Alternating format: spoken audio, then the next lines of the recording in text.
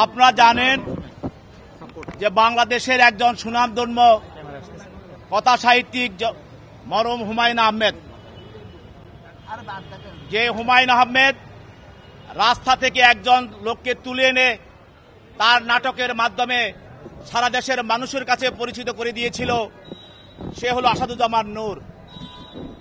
এই আসাদুজ্জামান নূর জনগণের ভালোবাসা এবং অনুরাগকে পুঁজি করে ক্ষমতা এবং অর্থের লোভে স্বৈরাচার হাসিনার সঙ্গে হাত মিলিয়ে দুইবার ভোট চুরি নির্বাচনে অংশগ্রহণ করে নিজকে ভোট চোর এমপি নির্বাচিত ঘোষণা করেছে এবং তার একটি সফরে তার এলাকায় নীলফামারীতে হামলা হয়েছিল 13 সালে এবং সে বলেছিল আমি এটার জবাব দিব, প্রতিশোধ দিব। রাজশাহী বিশ্ববিদ্যালয়ের একজন ছাত্র সহ 3 জন লোককে সে ক্রস ফায়ারের মাধ্যমে সে হত্যা করিয়েছে, এই আসাদুজ্জামান নূর।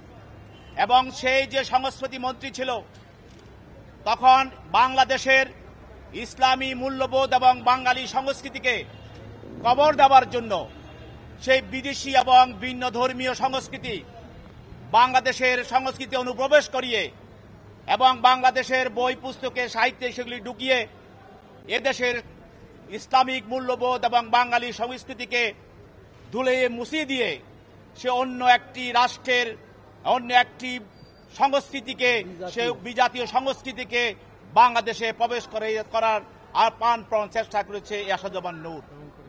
এবং আপনারা জানেন এই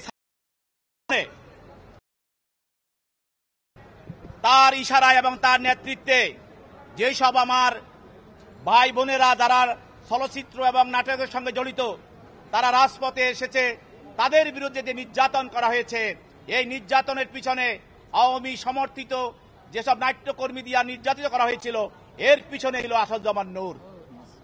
আজকে এই আসাদুজ্জামান নূরকে একটি হত্যা মামলায়, এটা হলো মিরপুর থানা হত্যা মামলায় ভিকটিম সিয়াম সর্দার পুলিশের গুলিতে নিহত হয়।